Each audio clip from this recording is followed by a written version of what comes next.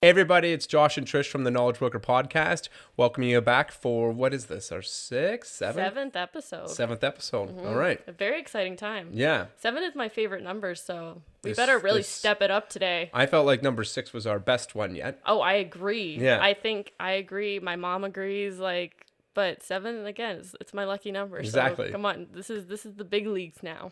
So Trish just got back from vacation. She took, 4 days, 5 days off? Yeah. Where'd you go? I went to Portland, Oregon. I hung out with my cousins for a little bit. Yeah. That's wicked. Yeah, it was. I mean, Portland's a really cool place. It's a lot different than Ontario, so it was kind of nice to take you had a picture of, is it a volcano or a mountain? Yeah, they've got a ton of volcanoes over Really? there. Yeah. Not active. They might be. Maybe. I think. Was there snow on top? Yes. Yeah. I don't know.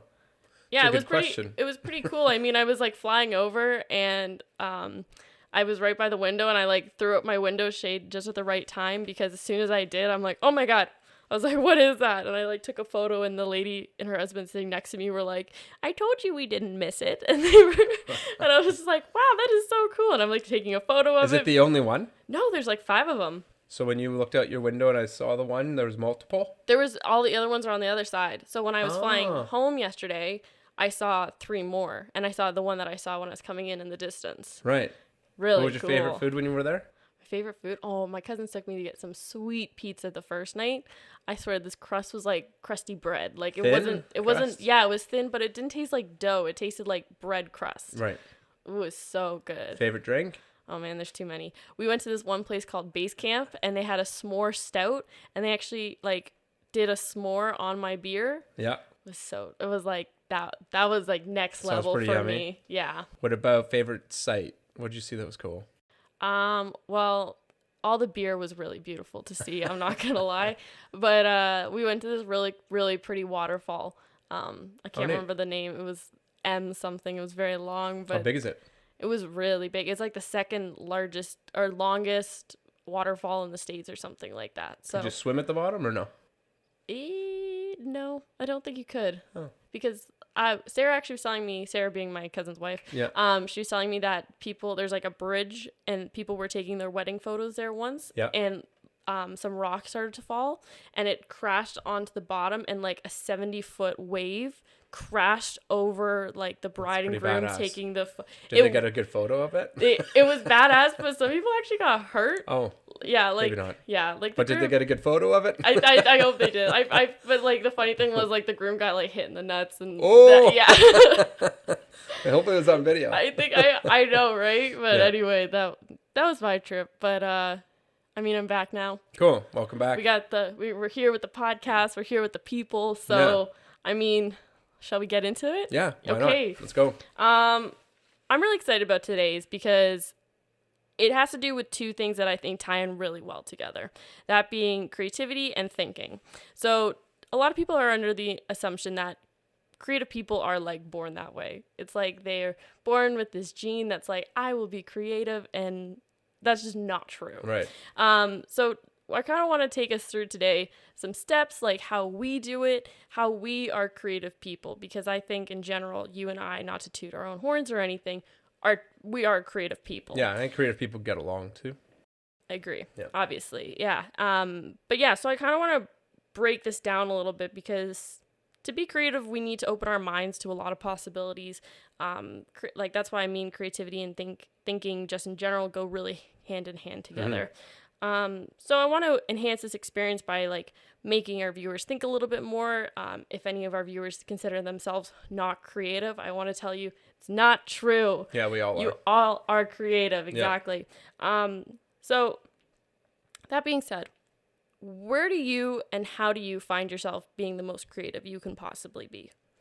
I wouldn't know if this would be for everybody or not. Yeah. No, yeah, this is just you. I've been taught. Okay. And when creativity is taught, I think it is. I think obviously when we're born and we go outside and you're building sandcastles, for instance, or if you're being creative and creating a garden, digging it out in different shapes and what you put into it. I think that when you're young and you kind of do things on your own accord, that's creativity in itself. as you get older, I find myself, the way that I get super creative is I got to take time off of work. So I'll actually separate myself from work so that I have time where I'm not thinking about work, which is very do mode. And I find creativity is the opposite of do mode. It's probably where it's not boredom. You're probably on the edge of boredom in order to be creative. So you're not doing, you're now just sitting there thinking about what you could do, creativity. Yeah. So my personal world is to get away from the office. I almost always am far more creative when I'm up at the cottage, when I'm on vacation. I like to travel alone once or twice a year, go on personal vacations. And when I'm away for, say, 3 to 10 to 15 days, that's when I almost always come up with really cool ideas. Yeah. I mean, for me, like you said, you go to the cottage. I'm literally like this summer, like my most creative days were me sitting on my back porch, looking at the lake and just being like within nature with no internet. Yeah. I find that when there's no internet, there's no distractions, I can just be like, okay, let's work. Let's get this organized. Let's make our list. Everything kind of comes together that way. Or on the airplane. You know what? I will not lie. I did not do much work on the airplane. Yeah. I got oh man. But were you creative? Yes. I mean, that's the thing. Because I feel like when you're on the airplane, your brain can kind of stop for a little bit and you're around a bunch of people. I feel like anytime you're like in a group of people and you're just kind of sitting all together and it's something happens within you that you just start thinking about other people's experiences, like where do they come from, why are they going there, like who are they traveling with. So that does do it for me. But oddly enough, I find I'm most creative when I'm in either outside or in a really high ceilinged room. Oh, It's like something about the ceiling level, like it's like almost like it's compressing my creativity. I get that. It's not the anti-claustrophobia, like the openness. Yeah. Yeah, I get that. 100%. It's a weird thing. I appreciate that. Yeah, I think that I also find I like light and I like sky and I like having the natural light come in from outside. So yeah, if you can see outside, it almost always will at least pull your thought away from the box that you can sometimes find yourself in. Yeah, literally and physically, because if you're working in some sort of office space where you're like in a cubicle, then... That's a good question. Maybe I'll ask you this question. All right. Is creativity a matter of space? Like if you if you're in the right space, is it creativity? Is that where you're most creative, when you have a limitless space, we'll call it, outside? Tall ceilings. Yeah. Do you think that people could be creative if they're living in a closet? No, I really think that I think creativity really does stem from your environment and what you are currently around. I do think it is different for everybody. So maybe there is a type of person who works very well in a closet because they're in a tight area with their thoughts, perhaps. And that could actually go to maybe the level of your creativity, because I am what I like to think as a creative person. I need a lot of space because my thoughts need places to explore. They need to be able to connect the dots. So I need almost like the physical space to allow that thought process. Mm-hmm. Maybe if you're starting off to be a creative person, if you're still learning, maybe you do need maybe a tighter area to kind of form your thoughts a little bit more closely together if you're need to jumpstart it. But my perfect world is I'd probably have an office outside in I'd probably have an enclosed place for temperature purposes, I guess, but it would be a glass walled thing where I could write on all the walls, like a conservatory or something like that. Yeah. And I love to write. I mean, my creative thought process is writing something down, and then if you look at a lot of my study sheets, even when I was younger, and also some of our process and mapping and whatnot, I always do bubbles and I connect bubbles. Yeah. So I'll do a bubble and I'll kind of connect off that. Before you know it, you can kind of see a theme, and that's where I do my creative thought, is literally writing it down and drawing it out. Interesting. Yeah. Okay. So then on that note, because like I said, I think that we're pretty creative here at Knowledge Broker, and to just give the people at home some examples of in the ways that we are creative, how in the past couple months have we been able to stretch and to use that creativity muscle when we've thought about maybe a next step forward or something that we want to implement? Yep. So what I think of the most, or comes to my brain the fastest, is when we did a lot of we have services that we offer here at Knowledge Broker that we've now started to name. And when we did a lot of the naming, we did exactly what we just talked about there. Took ourselves out of the office, had it up on a screen, had no answers be wrong answers, literally to the point that when people said stuff, people were like, oh, I don't know if this is a good idea. And then they would say it and everybody would be like, no, no, no, that's a wicked idea. Yeah. Let's make sure we stick with that one. You'd be surprised how all of a sudden, I also find creative if we put everybody together. So putting a team together and being creative in the team is amazing. On a personal note, I've also found that I've been in rooms before where you try to be a creative thinker and you try to do this. I've been in a room of, say, 10 or 15 people on different boards or committees that I've been a part of, and you'd be surprised how if you get one or two sticklers in the room, it ruins the process. Yeah. Good news is often they know that they're sticklers and sometimes they'll excuse themselves. Thank God they do. Because ultimately they could stop the process. On a flip side, I would challenge them to be creative, but if they don't feel like they're in the right moment and they don't feel like they're actually helping, then yeah, getting out of that space is probably the best thing. So it doesn't work for everybody. Not everybody's in these mindsets of creativity where you want them to be. So I find you definitely got to be around the right set of people. Yeah, and you have to, I mean, going back to that, like, yes, you might not be the type of person, but you need to do the reflection to realize you're not the type of person. I mean, going into the brainstorming session we did this year, I mean, there was a couple times where I was just kind of like, guys, I'm tapped out. Like, I'm not going to be contributing much right now. So it was just kind of like I sat myself back. I took myself out of the equation. Your brain gets mushy. Exactly. And also because you're right. Like, it really does kind of like teeter the process of doing what you need to do, getting to what you need to accomplish. Yeah. But yeah, I would say brainstorming sessions, group huddles, group activities. Yeah. We have a lot of almost like homework sometimes we do with when we write down everything that we're doing or everything that if anyone ever needed to do our job, what elements of that could they do. I wonder if people think that creativity is a pastime. It's not. It's not. It's 100% not. It's literally a job that is usually a hell of a lot more fun than regular work because you're able to do something completely different or think of different ways. But I think a lot of people think, oh, I'm not creative. And when they think I'm not creative, they think of like when they had to paint a picture on paint night with their friends. And I'm like, that's not creative. Creative is very much a practice on a daily basis. Yeah, that includes creativity, no question. Yeah. But that's what people automatically think. Are you creative? Oh, I don't really paint very much. No, it's not that. It's like, are you creative? Do you come up with new ideas and new concepts and new ways to think about things? Exactly, yeah. The creativity is much more than just drawing or singing or dancing or something like that. Yeah. I mean, creativity is an expression of who you are, but also creativity is an expression of what you want to see, what you want to make, what you want to create. Yeah. But yeah, I 100% agree. And even other ways I think we've done it this year or in the past couple months is to record everything. We write everything down or we type things out. Just the way that, I mean, you don't have to remember it up here if it's down here, right? Exactly. So what they say, clear your brain. There's a thought that's like a messy brain, or no, a clear brain is a creative brain. So you have to clear your brain, meaning you can't be super creative if you got 1,000 things on the go. You got to find a way to either like write it down, get it all out, so that then you have a clear palette in your brain to actually move forward. Yeah. And we talk about this brain thing. The brain is our physical brain, and then within our brain is our mind. And I was in a philosophical class in university, and the one person in the class said, is it true that your brain is kind of like a dirty house guest to your body? Because they can be. Your mind can really, or not your mind is a dirty house guest. It can be something that can really keep you from being able to be creative. You can literally get in due process to the point that you can't do anything else. Yeah. Which is obviously scary and does not help the creative mind. Yeah. Okay, so then off that then, how do you become a creative thinker? How do you use your creative mind? Where do you start? Practice it. It's all practice. I think people that are super creative continue to be creative because they practice the creative muscle. If you think about people that aren't creative, probably don't do it enough.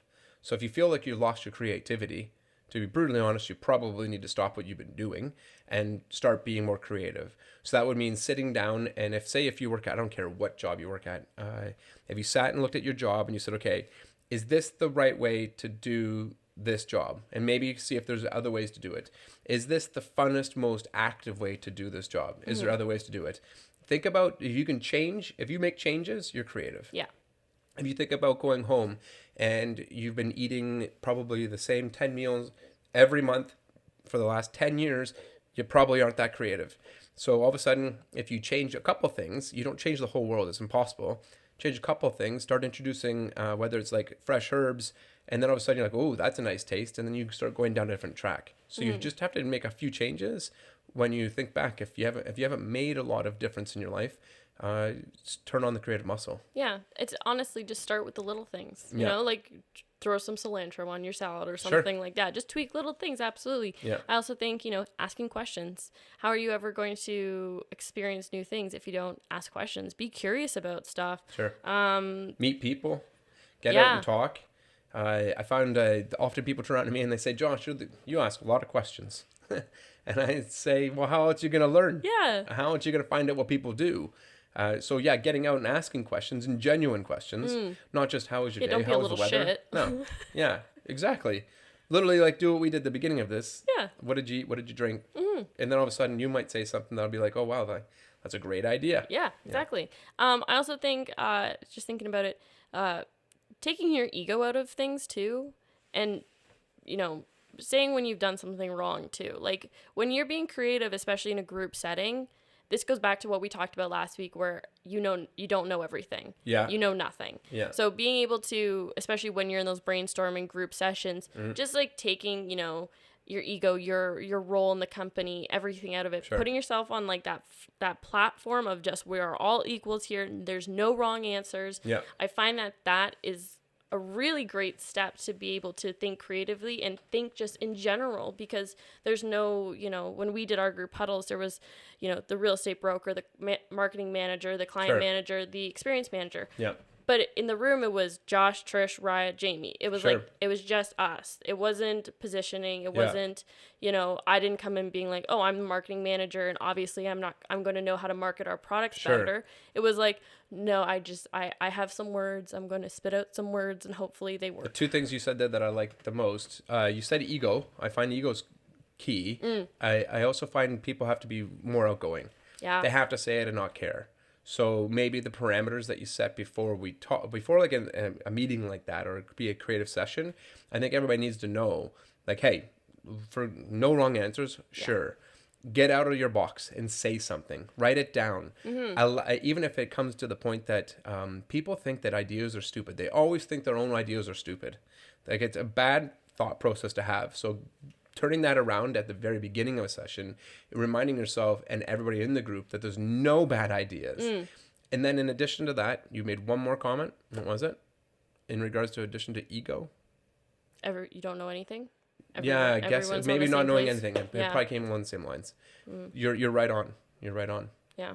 Because I think, I mean, on the point of outgoing, I think that's the biggest stunt to your creativity is not allowing yourself to be wrong, not allowing yourself to be stupid, say the wrong thing, but because you never know, it might actually turn out to be the right thing, or it might trigger the creativity in someone else to say, oh, hey, why don't we do this? And you're like, amazing. We had this, when I used to work at the hospital in town, we did this creative session, and someone came up with the idea that said, whenever I go to Canada's Wonderland, I see footprints on the ground as to what leads me to Hanna-Barbera Land or to like this ride or that ride. And people said that when everybody came into the hospital, they couldn't find their ways around. And someone said, well, why don't we put footprints on the ground?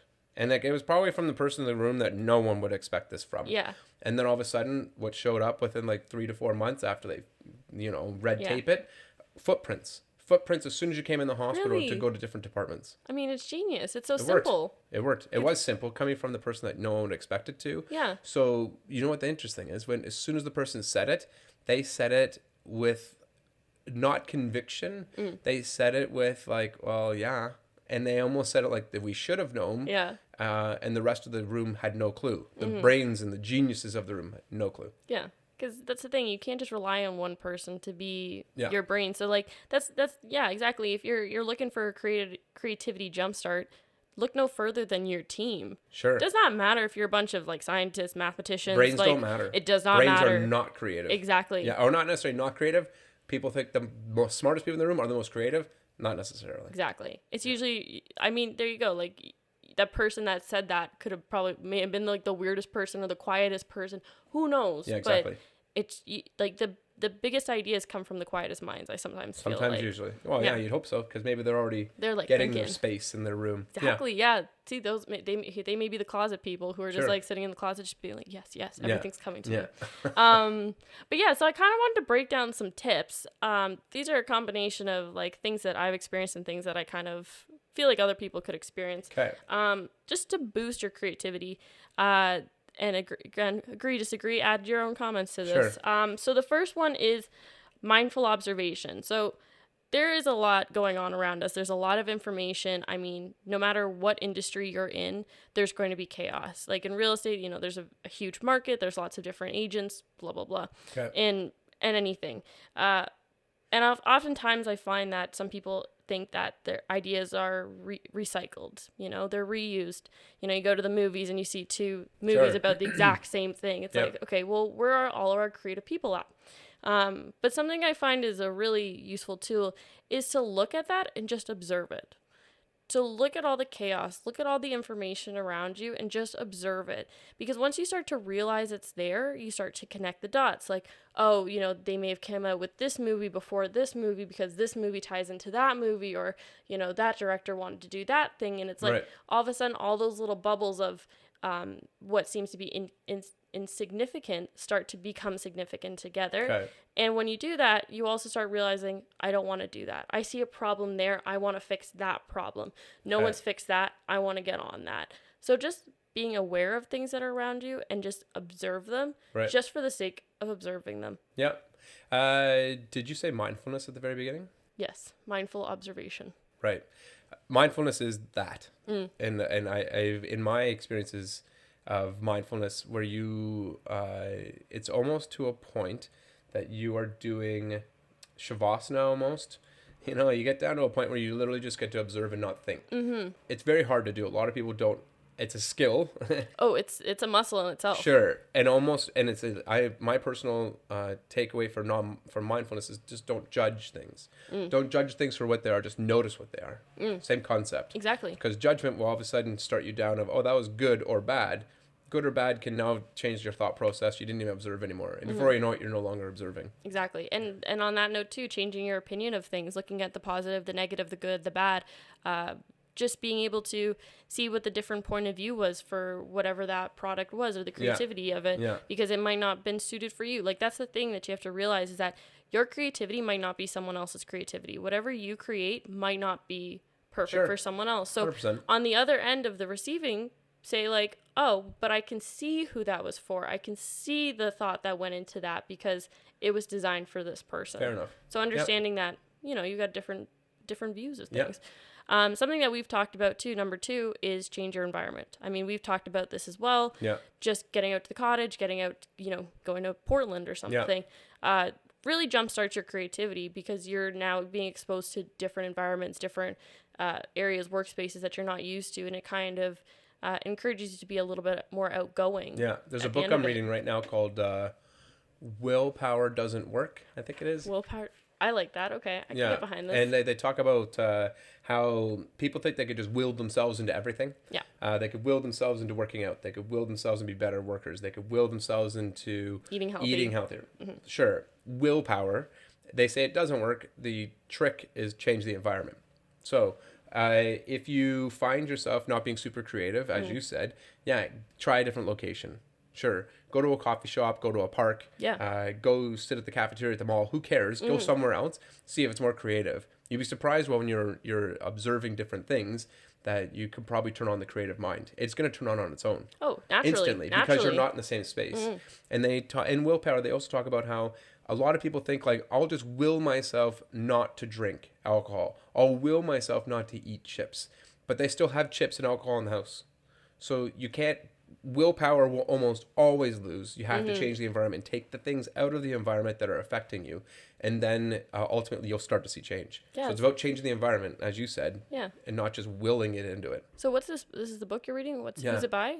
I don't have it. We can put it in the notes and everybody can see it. Exactly, because it sounds like a really interesting book. Yeah, it's cool. Okay, so then number 3, engage in your curiosities. So something that we've talked about too is if you're interested in something, the best way to jumpstart your mind, just jumpstart your creativity, is explore your curiosities. Right. A great way to test out your mind is, if you really want to read something, read it. If you really want to try a different activity, do it. Sure. By doing that, you're allowing your brain to explore different opportunities. It's like there's like mechanicalisms going on in your brain that are like sparking, and they're like, ooh, interesting. Because when you do that, again, I feel like I'm no scientist or anything, but I feel like when you're doing that, you're like sparking something within your brain to say like, ooh, wouldn't that be interesting? Yeah. That I also find the neat thing is getting out of your comfort zone.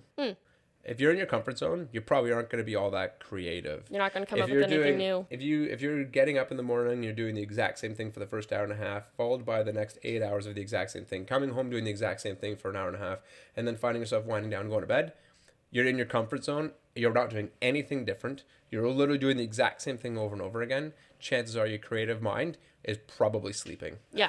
Oh, big time. You have stunted yourself. Yes. Exactly. And you never want to be like that. You never want to be in a rut like that, because that doesn't allow you to seek out new opportunities. Exactly. Yeah.